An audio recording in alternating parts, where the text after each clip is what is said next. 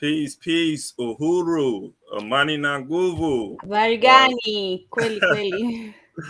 Hey, what's up to Uhuru. everyone? Appreciate everyone that's tuning in that will be tuning in to our podcast. This is our podcast and book club. I am Ikemba Ojore. Got a special guest with us today. But I'm Ikemba of the International People's Democratic Uhuru Movement. Also, we charge colonialism, media, organizer with the Abundance in Ujama movement as well, and college professor. And so we're going to pass it over to you, Nduku, so you can introduce yourself and maybe tell the people what it is that you do. I am a humble Kenyan Black African sister, a revolutionary. Yes, I am taking that title on because I am done with imperialism. I am done with exploitation. I am done with my people being subjugated. And I am an activist. And I'm also a co-host on Kumbukeni. What Kumbukeni does is help us all decolonize our minds by going back into history, learning from our ancestors, and seeing how we can take those lessons to rise up against oppression today and finally be liberated. Yeah. And that's what, we charge colonialism. We're playing our role in the fight for liberation, for revolution. Revolution means change. When we talk revolution, we're talking about complete dismantling of the colonial capitalist system of imperialism, because we know the impact that it continues to have on African people. This isn't a thing of the past. And so we do have these podcasts and discussions so we can raise people consciousness to colonial conditions around the world and how it continues to affect the lives of African people. So once our consciousness is raised, then we can respond accordingly to overturn these contradictions. And so, as we usually do, we have our weekly roundup and we go into our book reading. Just a couple of notes, though. Of course, this upcoming week is the birthday of Malcolm X, Malik Al Shabazz. So there's going to be a lot of things going on that's revolving around Malcolm X and everything that he contributed to this fight for liberation. He's one of the many of our leaders that attempted to raise our consciousness, right, and that was working against oppression and exploitation. And he was assassinated because of the work that he was doing, right? Indeed.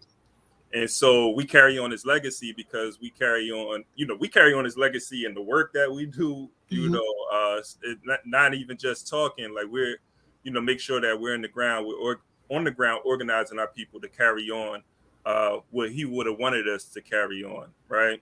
And so that's coming up next week. I'm in the Northeast region, so I'm going to be attending some things in Philadelphia, as well as New York, but there's programs and events online. As a matter of fact, Operation Power is doing something online today at 12 o'clock. If you follow, I'm going to do this for the people because I usually share a lot of events on Instagram. So I'm going to put my Instagram information in the chat so you can see some of those things that's happening. If anything, I'm trying to get my sister. I mean, Kumbukeni will be covering Kumbukeni. Yes, my brother is trying to get me out in Brooklyn. We're going to do the best to show up, since I will be spending next week doing further research on Malcolm X. Kumbukeni will be covering him on Sunday at our regular live show at 12 p.m. next week on Sunday, and we're going to talk about him in Africa. And him. So you're ready for the panel? You talking about? I am ready for the panel. Yes, I am. Right on. Listen, quick story before you start. Yeah. I was at a funeral earlier this week, and it's a what do you call it? Oh God, a chapel in Harlem, and in the room, in front was Dr. King, a frame of Dr. King picture, and right there was Malcolm X. And I just sat in that moment and I just took it all in. I was like, yes, I accept your spirits. Do come in, brothers. That's what's up. Yeah, yeah. Hey, and just I want to also mention our brother Frank and our sister Natasha, who wasn't able to make it this morning. Brother Frank is traveling. He's actually going to be on he's traveling to the motherland. To the motherland. Yeah, yeah. So I won't say where, but he's going over there. We want to keep him safe, right? Yeah. He'll be back in a couple of weeks. And Natasha, man, she's working hard. I want to big her up. She's working hard on her PhD. So it's the end of the semester, and she got some business to take care of. So I want to wish her the best with her studies as the semester comes to a close. So hooroo to them. But we're going to get into this story. So we got a story. We're actually probably going to end a little bit early, but we are going to do a little bit of the book reading, and we're reading the ISIS papers. You can go to the Google Drive and have access to the book, the ISIS papers, and read along with us in chapter 2 if you like. But that's in the second half. But we're going to get to this Kenya story, and that's part of the reason why you're here, right? Yes, it is. We were talking about it, and you seem really disappointed about what's happening. Am I supposed to be excited when colonialism is showing itself again? Hey, this is a colonial. When I read the story, I said, "What in the colonialism is going on here?" And did you charge them? Did you go ahead and charge them colonialism? Hey, they should. The list is long, but I put it on there. It's a long list. So they have been charged. We're just racking up the charges. So let me I'm going to share my screen, and just so you know, like Germany has a surplus. They have so much space. They have so much room that they need workers. So many job opportunities over there. That they're not even hiring their own people. They're looking to bring people import workers into the country, and so they have 250,000 open spaces, right? So let me share this.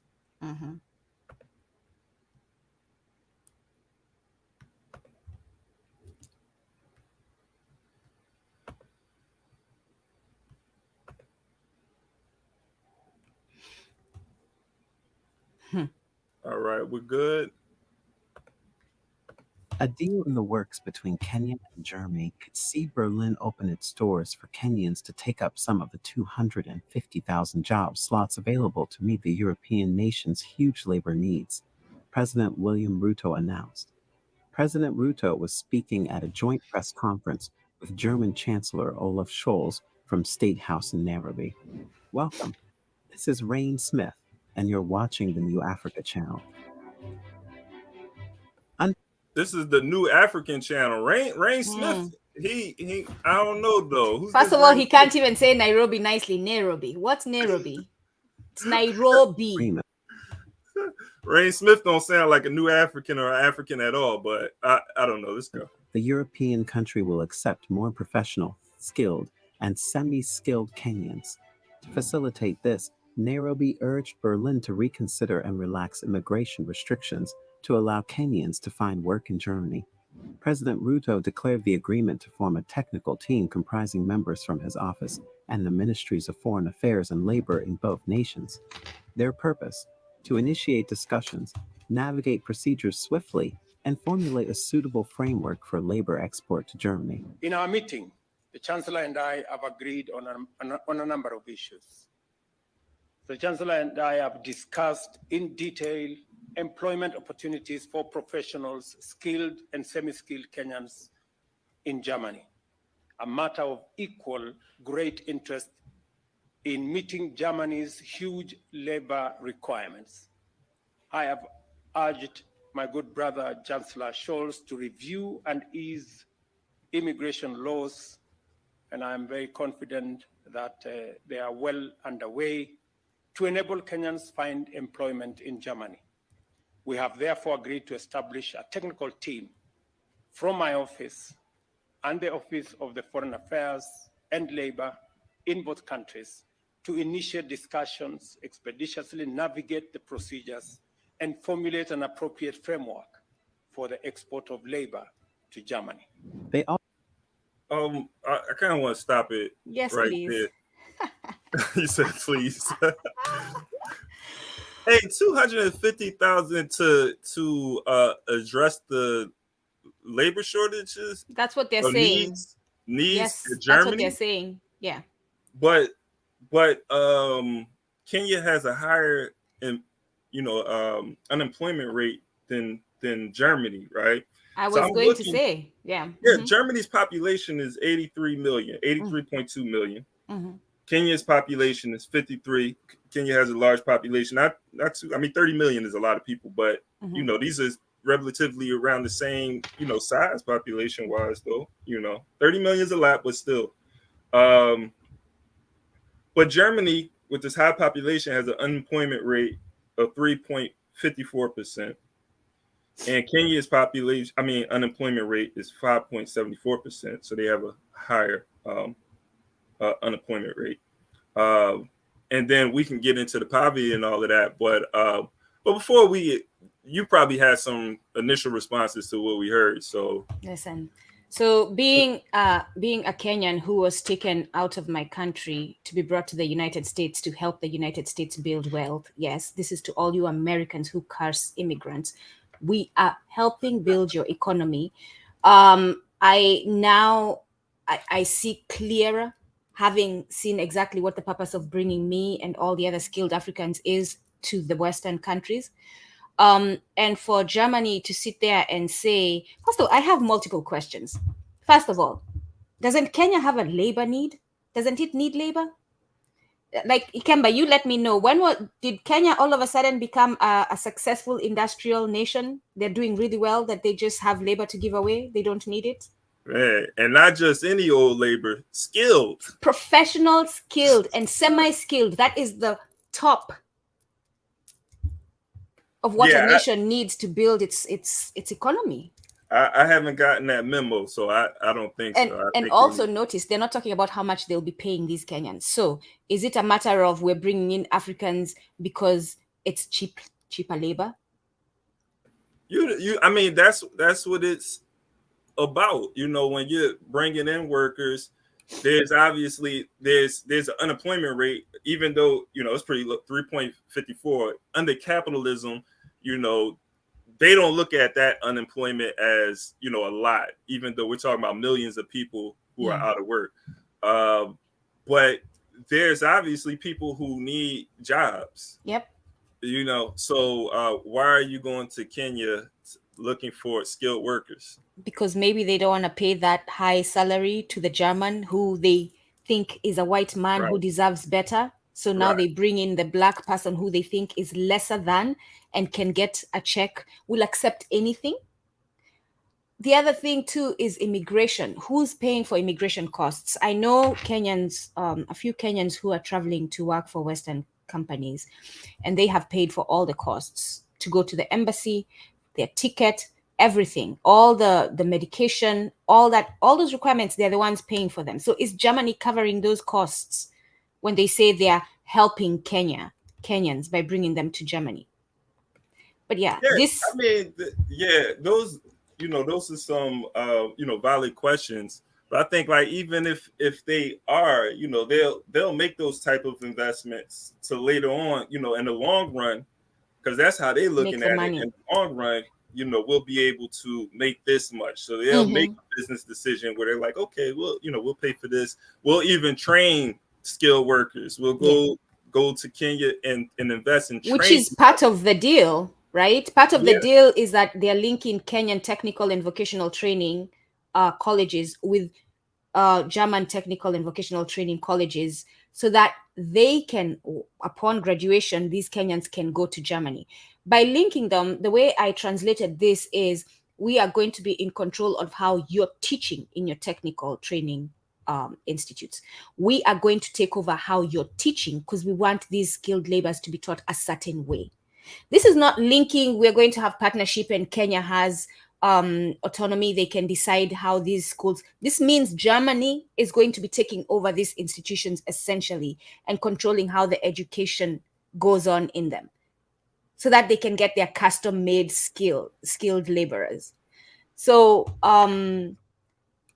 again, it takes the people to rise. Kenyans do not sign those they're trying jobs. to adjust them for that that European economy that has its foundation in slavery, right, and colonialism. So this is colonialism. I'm gonna go back to the video, but before that, I was listening to this clip and said, hey, I can use this to kind of like hone in on the point that we're making about what's happening with Kenya. So it's a minute long, so I'm gonna show it right here. And so America, what we call America today, became the most powerful country in the world. And it had this crucial problem it had to solve. And the problem was, where was it going to get the workers that it now needed to transform the raw materials that it was bringing from Europe, from colonies which were previously controlled by Europe? Where were the raw materials where were the workers going to come from to transform these raw materials into finished products? Are you with me? Who was going to take the bauxite that they're now getting from places like Guyana and West Africa? Who was going to take the cocoa beans that they were getting from West Africa and transform it into something useful? In the past, what they would do is go to Eastern Europe to get workers and bring them here.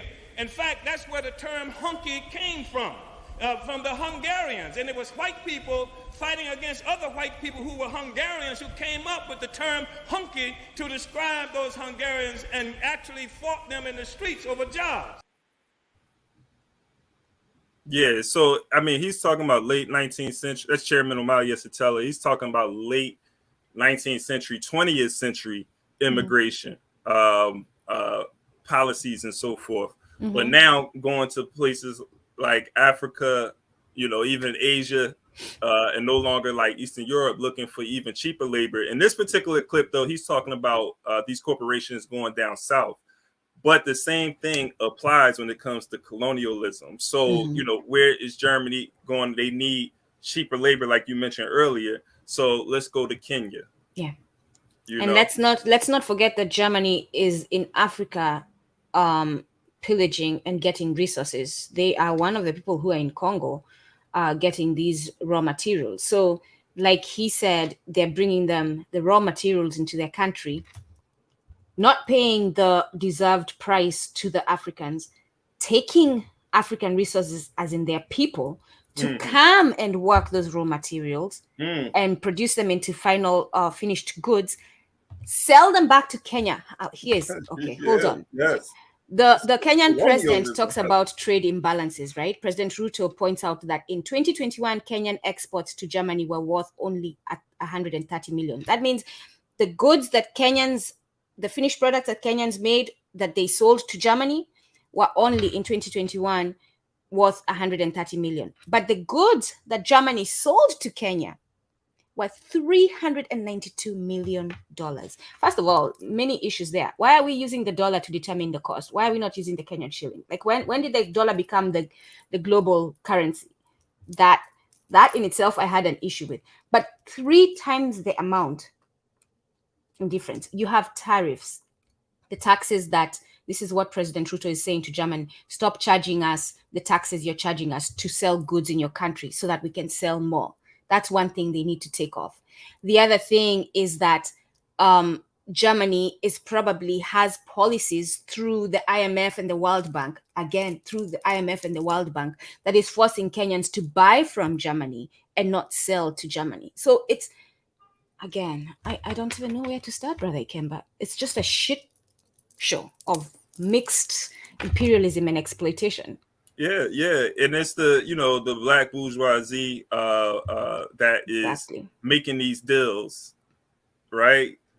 With the colonizers. They sitting at the table making these deals where the masses of African people are going to suffer as a result. And this, to me, it undermines African internationalism, Pan-Africanism, African unity, where we need to be doing this with each other. So I'm play a little bit more of this. You're right. Let's send them to Nigeria. Let's send them to Ghana Yeah. and build those economies.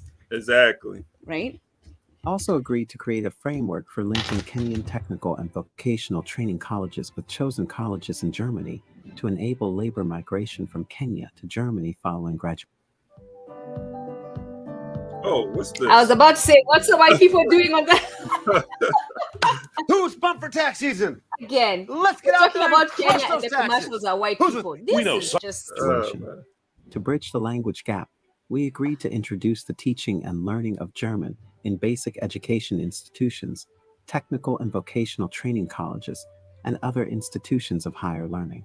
Tafadali. Germany agreed to support us in training teachers, President Ruto said, adding that the two countries agreed on a need to align, as much as possible, the Kenyan and German technical and vocational training curricula. The Chancellor and I also had the opportunity to exchange views on the best modalities of increasing capacity of our TVET institutions. Through German support, we have been able to engage and enhance training opportunities offered to Kenyan youth. Germany has also offered support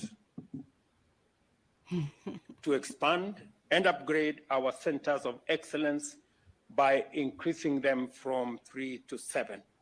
Similar efforts will be extended to another 60 TVET institutions. To bridge the gap in language, we agreed to introduce teaching and learning of German in basic education institutions, TVETs and other institutions of higher learning, and Germany therefore has agreed to support us in seeing how we can train more teachers to assist in the German language. In addition, we agreed on the need to align as much as possible the Kenyan and German TVET curricula. In other I mean, see, he said it right there. German is going to be Yeah. controlling the curriculum. what Said you it was right talking there. about. Said That's it right there. Yeah. Walk like it. We're gonna help you talk like a German, walk like a German. Dress like a You know, German. you're going to Germany to build up Germany's economy. I mean, at the end of the day, you're going there, and so I know people are looking at it sort of just like with America, go get those resources. I mean, you're actually going, when you go to the colony, you're going to places where that's stealing resources, right? From you, and you have to go there to try to survive and take some of those stolen resources and give it back. You don't even get all of your stolen resources. Yeah. So, like, what type of game is that where they take the whole pie from you and you go back and only are able to get crumbs of that pie, and now you got to send some of the crumbs back to where it came from, which is the original At a higher place cost. At a where- higher cost. Right? That's colonialism So right there. here's the thing, brother Ikemba. This is my story. And unfortunately, as my story, I can relate to how innocent Kenyans are, right? These Western countries have messed up the economy in Africa through the IMF and the World Bank and WTO, and created a situation where there are no jobs, right? I'm one of 6 siblings. I have 5 siblings who are having trouble getting jobs. They are all trained. One of my brothers, aviation. The other one, pharmaceuticals. My sister is a chef. The other one, hospitality. All of them trained, skilled, professional people, but cannot find a job in Kenya.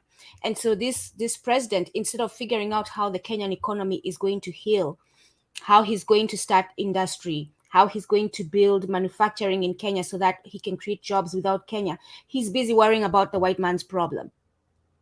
And so this is my story. I was in high school. I went to high school, to a Catholic high school in Kenya run by German nuns. And we were taught German. Ich heiße Nduku Mulumba. Ich komme von Kenya. I can speak it fluently, right? But the goal, a lot of my classmates, was to send them to some few of my classmates went to Germany, became doctors, brilliant women, brilliant Kenyan women, engineers, all of them, like great careers, but building for Germany. That is a doctor who could be a doctor in Kenya. And my question is, when you talk about President Ruto, you're going to be training teachers to teach Germany. What about training teachers to teach Kiswahili? Africa needs to have that as a uniting language. It is the official AU language. Why are we not all over Africa training teachers to teach Kiswahili all over Africa? Hey, these Germans don't want to learn no Kiswahili. I don't care about the Germans. They can stay in Germany for all I care. In fact, get out of Africa. I'm talking about the Africans. Let's teach Africans how to speak Kiswahili. That's a fact. But I'm, raising the contradiction of even just like Germans. We're Africans are learning the German language, right? But how many Germans? Well, you're probably going to have some of those. But even like this one thing the colonizer does too. They come to your country and they expect you to speak their language. You know what I'm saying? And those nuns would punish us if we didn't get it right when we were learning Germany. Yes. Walk like a German, talk like a German, and duplicating. This is the thing Frantz Fanon talked about. Many of us may know, and we actually covered Wretched of the Earth on this podcast. But he talked about this imitation of European states, economies, polities, and he warned against that. Imitating Europe. But this is what happens when we have our people being trained, receiving a curriculum from them, and we go to their countries with our skills and we integrate into their economies. Because being integrated in their economies, it's going to have an impact on you. Yeah, it's colonizing our minds. They're literally, this 250,000 Kenyans will be going through a process of colonizing of their minds. Yeah. And then, some of them will even begin to criticize the African masses because of this relative success they may have being able to go to Germany. Not saying everyone, some of us, we remain resolute and, in our understanding of colonialism. But we hear people, we have conversations with people who represent the colonized, who speak the line of the colonizer, though. Yeah. When I first African working class. When I first got to the United States, I had believed the narrative, the false narrative of Western media that Black Americans are lazy. I truly believed it. I believed that you were in the state you were in because of your own fault, because you didn't work hard, because you were selective on what jobs you picked, because it was you who was the reason why you were going through what you were going through, until I started learning.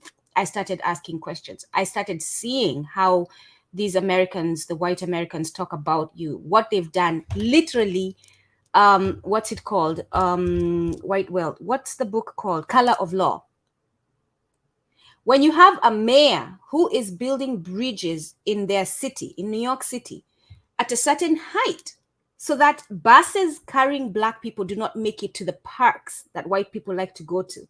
Like, this is intentionally in the system. And then me, who is a mentally colonized African, having come here thinking that the US is the best place to be, I'm going to make money, support my country, support my family, finally start seeing that, wait a minute, no, these are my people. They are being exploited. The system has been created so that they end up in a state of poverty and a state of desperation for years and will never be able to rise up against it. Intentionally created. And then there are laws that punish them when they try to rise up and criminalize them. We're talking about the Assata Shakurs, the Angela Davises, the Malcolm X's, the Dr. Kings. When you rise up and say, excuse me, white man, what's wrong with this situation? You're a criminal.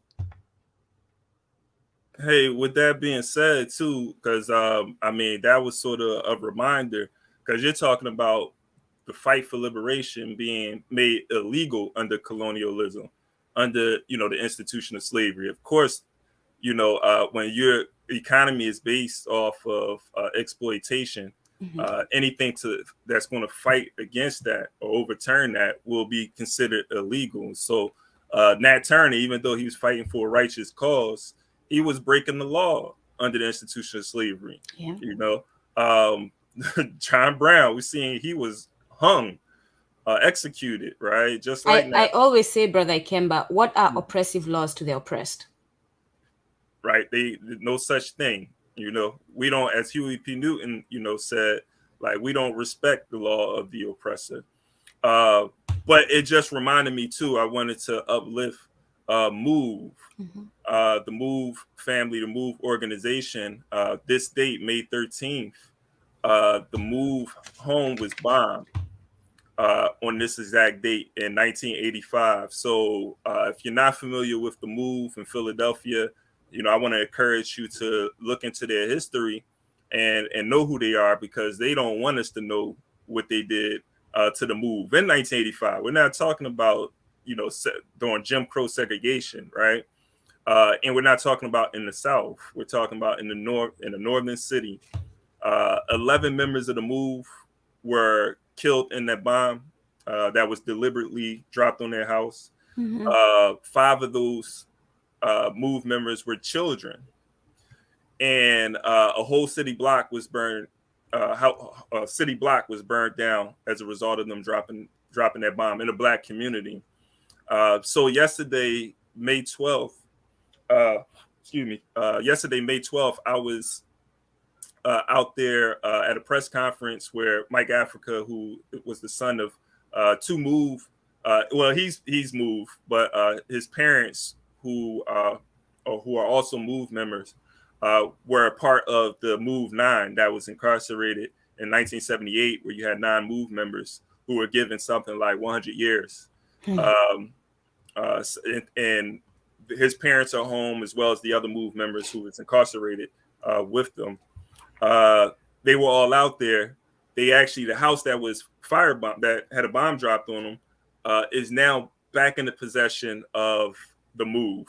So, which was a victory, right? So they now own that house again, and that was a struggle to get that back. And Fred Hampton Jr. was out there. It was a powerful moment, to see Fred Hampton Jr., whose father was murdered by the state, Mike Africa, whose parents were political prisoners and whose family members were murdered by the state. Maroon Schultz III was out there, whose father, Maroon Schultz, who was a political prisoner, and I'm gonna say was murdered, even though he was released, not in the best of health. I'm gonna say his transition was a result of the state. So I'm going to say that he was murdered, and I hope that doesn't offend anyone. I don't know how the family feels about that. But they were all out there. I think it was a powerful moment. Today, there's going to be also a visual remembrance of the Move. So if you're in Philadelphia or in the area, definitely get out there. So that was like a break. No, thank you. This is the first time I'm hearing of it. Okay. Yes. The Move. Yeah. So, and the Move was powerful. Since I'm on this topic, they was powerful. These were people who was looking to separate themselves from colonial capitalism, even though they lived within the system, but they were trying to find a way where, they can live and create a society, a community of their own that wasn't bound to the United States empire. And so that was a problem. And these were people who understood their connection there, that they were African people. All of their names was Africa. So you had Mike Africa, Pam Africa, Ramona Africa, like these are John Africa. Just to remind you where they're coming from. Absolutely. Just in case you forget. And so, the colonizer didn't like that. You're supposed to forget you was an African. Like, these people are calling themselves Africa. Oh no, that's a problem. So definitely, wanted to uplift that. That was today. But with that being said, I think we're going to have to end early, but I want to, like, the last 10 minutes, let's just look at a little bit at this video, like maybe 10, 15 minutes. And I know you had some notes. I don't know if you got to everything, but so far your video is touching on them so far. So let's keep going. Yeah. All right. Further discussions, we further agreed to establish a twinning institutions framework for pairing our Tibet colleges with selected Tibet colleges in Germany, and thus facilitate the anchoring of labor migration from Kenya to Germany upon graduation. What if you could do SEO smarter and faster? With Wix, No, you can edit your meta Yeah, tags. we need to capitalism. help with The Charge head of Colonialism state- to have ad-free YouTube.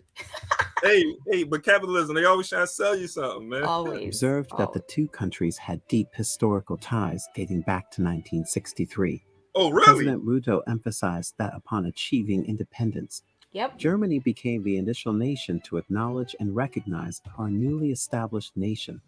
This significant event marked the inception of a profound friendship. Oh, thank you, Germany. Like it's a big thing. Of course they're doing it. They're scrambling for your resources. I'm controlling my mouth. Which has steadily strengthened over time. President Ruto highlighted the fundamental role of shared values and collaboration across various fields as the foundation that binds these countries together. The rich historical ties between Kenya and Germany date back to 1963, when, upon our attainment of independence, Germany became the first state to recognize our newly born nation.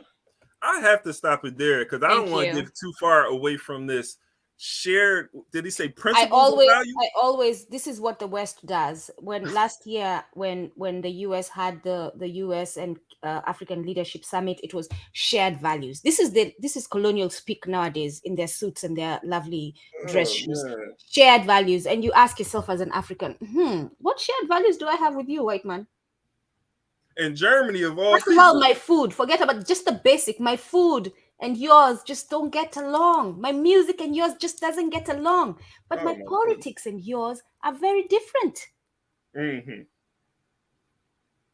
And even just like this history, I mean, like Germany, in the 20s, this is 1963. Germany already, lost 2 world wars where, they were fighting to redivide. They need to rebuild the economy. The world, right? If Germany would have won those wars, where would Kenya have been, Mr. Shared Values, right? We don't share no values with colonizers. None whatsoever. And if we do share values with them, then we need to reevaluate our thinking. But what makes an African leader get on a mic and say this is what we need to get to, and we need to stop. Absolutely. Listen. That marked the beginning of a deep friendship that has grown stronger every passing year. Our common values and cooperation in diverse spheres of endeavor, including energy. That looked disrespectful. Completely. That's my lion, white man. Get your hands off it. And education have marked our bilateral development. In East Africa, Kenya is Germany's most important trading partner. However, the president decried the fact that the trade balance was in favor of Germany. Of course. He said Kenya's exports to Germany in 2021 were worth only $130 million, while imports amounted to $392 million. I have therefore called on the Chancellor to review tariff barriers and allow Kenyan products to enter Germany as well as the European market, President Ruto said. Many experts are lauding the deal between Germany and Kenya, calling the partnership a win-win. According to the Kenya Bureau of Statistics, the country had just over 1 million unemployed and educationally qualified youth in 2021. And a recent report from Business Insider Africa revealed that 2/3 of the country's jobless population has given up on finding work or starting businesses as companies continue to freeze hiring to survive. That's what my family is doing. Yep, that's what my family is doing. I'm telling you, out of 6 children, educated, skilled professionals. Yeah, and struggling to find jobs. Talking about companies freezing hiring, right, in order to survive. And another thing with the import, the export, I was looking at that as well. I haven't did the research on this, but I want to see like what they're importing to Kenya. What they're bringing to Kenya, right? Yeah. Because I'm like, what Germany has and foods. Where they get. Oh, go ahead. So I have to also do some more research. But when you go to Kenyan supermarkets and you start seeing food items that I see in the United States, that's a problem. Let me share this. This is Kenya's economy. The statistics is about 5 years old, but I'm sure much has not changed since. All right. Poverty incidence in Kenya declined significantly, but unlikely to be eradicated by 2030. Of course. No, it's bad. Being someone who was on the ground, who was growing up on the Yeah. ground, being someone who just came back from a trip there, having family in Kenya, it is bad. When I tell you it is bad, it is bad. Yeah, I mean, if you look at this right here, it says the new country economic update shows that the proportion of Kenyans living on less than the international poverty line, which is $1.90 per day in 2011, has declined from 43.6%. Like, how close is that to half the country? That's in 2005-6. Now it's around 35.6. Well, this is 2015-16, 35.6%. But when I look at those numbers, I'm like, okay, they're making $2 per day now, $2.50 per day now. So just because you're over the poverty line doesn't mean that you still relatively like not living in poverty. That's my perspective. And so you can imagine how that translates into the salary they'll be paid in Germany. Right. Because if your above poverty line is $2 an hour, how much do I need to increase that to pay you a decent wage according to what I perceive is a decent wage? Not much. Yeah. So I'm cutting costs and my profit margin is jumping off the roof as I talk about. But you asked the question about Kenyan imports, and quickly I went to trading economics, and they're bringing in pharmaceutical products, machinery, nuclear reactors, boilers, vehicles other than railway, BMWs and all that are in Kenya. Kenyans love BMWs. Really? That's a German automobile, right? Miscellaneous chemical products, optical, aircraft, like textile. Do you know the textile industry in Kenya has been squashed because of the West? China is a part of this too. Textile. They're importing textile products. So we're talking about like cotton, right? And some other clothing. Guess what that is? Secondhand clothing. When you take your clothes and put them in there thinking that you're being nice, I know it's such a conflicting idea to think about it. I'm doing this thinking that I'm being nice by taking the clothes, the excess. No, they take them and they send them to Africa and they make $1 out of them. And it's such a huge industry, Kemba, quickly, that when Kenya a few years ago wanted to stop doing mtumba, it's called mtumba, they were threatened by the US with sanctions. Oh my goodness. Hey, this is Walter Rodney, which we also covered. This is how Europe continues to underdevelop Africa. So I'm just going some last thoughts because we have to cut at 10:45. As I mentioned to you earlier, I have to run. But any last thoughts? And we're going to have to continue this conversation too. We're going to have to do a part 2 at some time because I think it's powerful. And I think we can look at what's happening in other African countries because Kenya, is not the only country and isn't the first that is experiencing this, which is going to be a brain drain. If you want to see it, just look at the U.S. African Leadership Summit. That's where they made a lot of deals and signed a lot of contracts. That will show you who's giving and who's. I know when you look at Kenya and they're wearing the thing that you were wearing last month. Oh man! And paying for it too. All right, give us some last thoughts. Listen, we all went through the colonization of our minds. All of us Black people. That's unfortunately what they did. They took us away from our culture, brought us into their culture, and made us believe that we were inferior, we were incapable, that they are the ones who created all the progress on this earth today. It is time to decolonize our minds. It is time to stop being ashamed and start taking action to decolonize our minds so that we can take action to liberate ourselves completely. Because no African nation this day is independent. Hey, and also mention tomorrow podcast. Oh yeah, we just covered Haiti. Tomorrow is Mother's Day, so we did a pre-recorded show. It's going to go live tomorrow. Well, it's going to be to air tomorrow at 12 p.m. Eastern Standard Time. It will be on our YouTube channel, Kumbukeni, on YouTube. Are you able to put it in the chat? I cannot. Yeah, I cannot. Okay. I can send it to you on the private chat. Hold on. I'm gonna try to put that. Yeah, if you go to the channel, you can click share because you're following us. And you can share it there. But yeah, we're talking about Haiti, and even that we didn't have enough time to dive deep. I recommend this. This was one of the books I was using for my research on Haiti. Howard French's Born in Blackness. We did a couple of videos. We'll have them on the video. We'll share them, our resources there. But how the West and the United States have punished Haiti for having the first revolution of enslaved Africans. So inspiring. CLR James is talking about in this video how that revolution in Haiti, just when you think that something in one part of the world is not affecting the rest of the world, that revolution in Haiti is what inspired him, Jomo Kenyatta, Nkrumah, while they were all in London to start the African Revolution and all the independence movements that started after that from the Haiti one.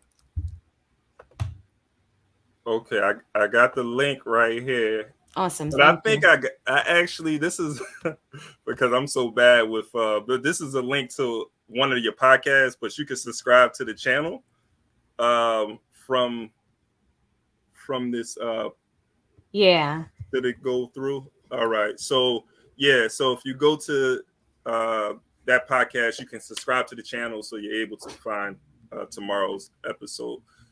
Which you should be subscribing to the channel anyway, so it all works out. Yes, appreciate everybody and for being on today.